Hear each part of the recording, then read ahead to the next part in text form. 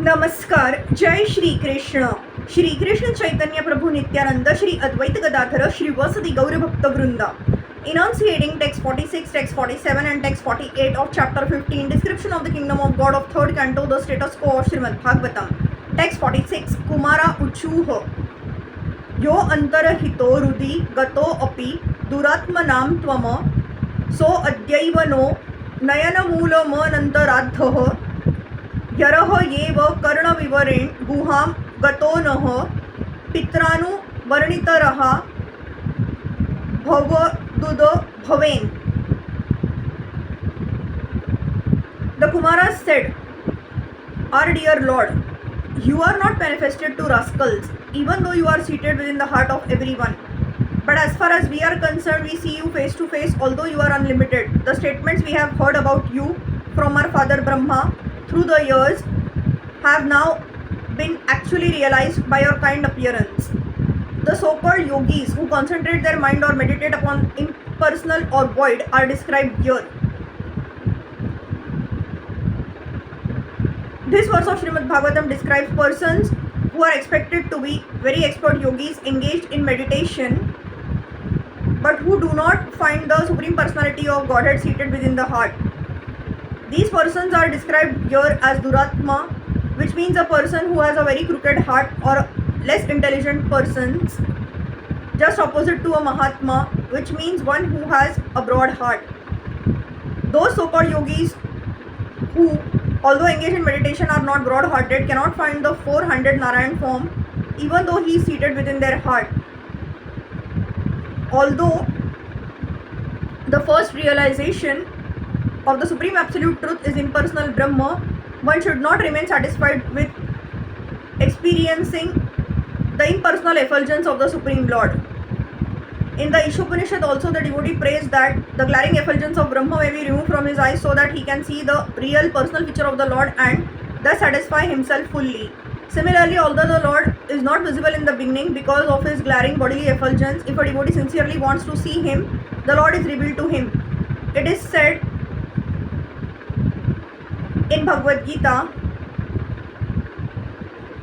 that the Lord cannot be seen by our imperfect eyes, he cannot be heard by our imperfect ears, and he cannot be experienced by our imperfect senses.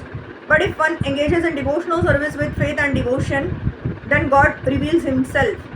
Here the four sages, Sanaka, Sanatana, Sanandana and Sanat Kumar, are described as actually sincere devotees. Although they had heard from their father Brahma about the personal feature of the Lord, only the impersonal Brahma feature was revealed to them. But because they were sincerely searching for the Lord, they finally saw his personal feature directly, which corresponded with the description given by their father. They thus became fully satisfied. Here they express their gratitude because although they were foolish impersonalists in the beginning, by the grace of the Lord, they could now have the good fortune to see his personal feature. Another significant aspect of this verse is that the sages describe their experience of hearing from their father Brahma, who was born of the Lord directly. In other words, the disciplic succession of the Lord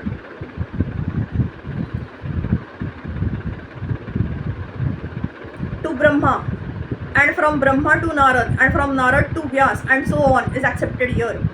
Because the Kumaras were sons of Brahma, they had the opportunity to learn Vedic knowledge from the disciplic succession of Brahma, and therefore, in spite of their impersonalist beginnings, they became in the end direct seers of the personal feature of the Lord. Text 47. Tama tvam vidam bhagwan parmatma tattvam satven samaprati ratim rachayanta me sham yatte anutapa viditaira दृढ़ भक्ति योगई रुद्र ग्रंथ यो रुदि विदुर मुन यो विरागाह. We know that you are the Supreme Absolute Truth, the Personality of Godhead, who manifests his transcendental form in the uncontaminated mode of pure goodness. This transcendental eternal form of your personality can be understood only by your mercy through unflinching devotional service by great sages whose hearts have been purified in the devotional way. The Absolute Truth can be understood in three features: impersonal Brahma, localized Paramatma, and Bhagavan, the Supreme Personality of Godhead. Here, it is admitted that the Supreme Personality of Godhead is the last word in understanding the Absolute Truth. Even though the four Kumaras were instructed by their great learned father Brahma, they could not actually understand the absolute truth.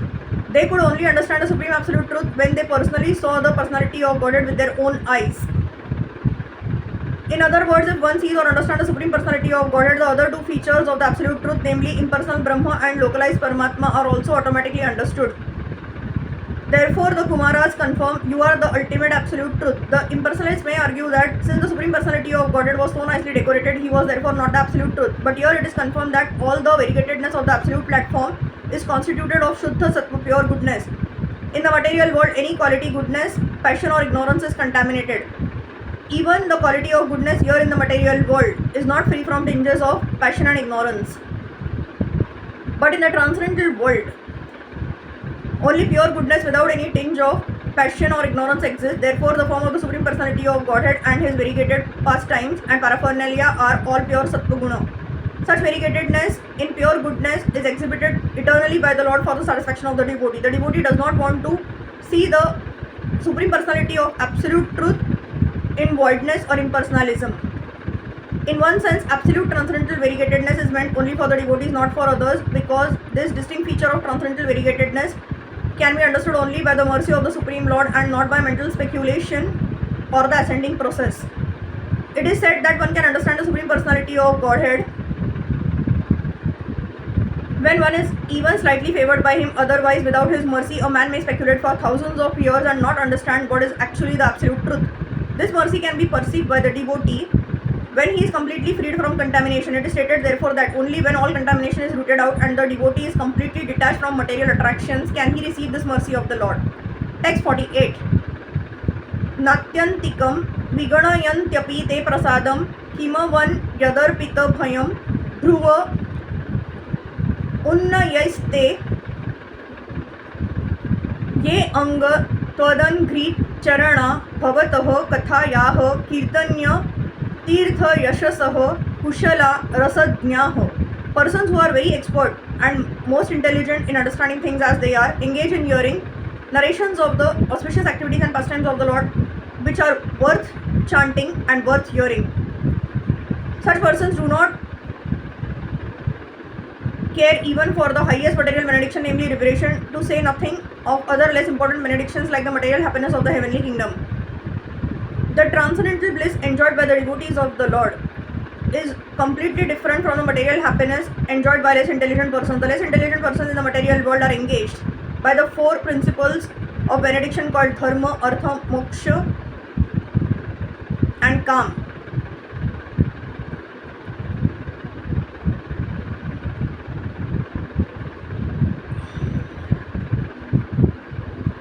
Generally, they prefer to take to religious life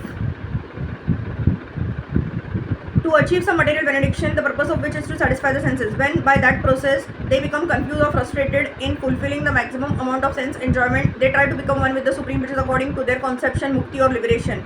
There are 5 kinds of liberation, the least important of which is called sayujya, to become one with the Supreme.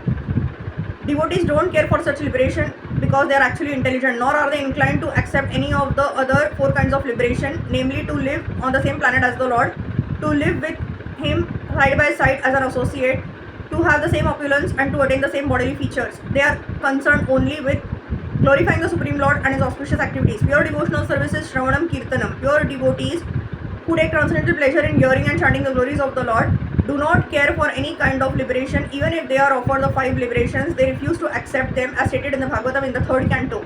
Materialistic persons aspire for the sense enjoyment of heavenly pleasure in the heavenly kingdom, but devotees reject such material pleasure at once. The devotee does not even care for the post of Indra. A devotee knows that any pleasurable material position is subject to be annihilated at a certain point. Even if one reaches the post of Indra Chandra or any other demigod, he must be dissolved at a certain stage. A devotee is never interested in such temporary pleasure. From Vedic scriptures, it is understood that sometimes even Brahma and Indra fall down, but a devotee in the transcendental abode of the Lord never falls. This transcendental state of life in which one feels transcendental pleasure in hearing the Lord's pastime is also recommended by Lord Chaitanya. When Lord Chaitanya was talking with Ramananda Rai, there were varieties of suggestions offered by Ramananda regarding spiritual realization, but Lord Chaitanya rejected all but one, that one should hear the glories of the Lord in association with pure devotees. That is acceptable for everyone, especially in this age. One should engage himself in hearing from pure devotees about the activities of the Lord. That is considered the supreme benediction for mankind. Hare Krishna, Krishna Krishna, Hare Hare, Hare Ram, Ram Ram, Hare Hare.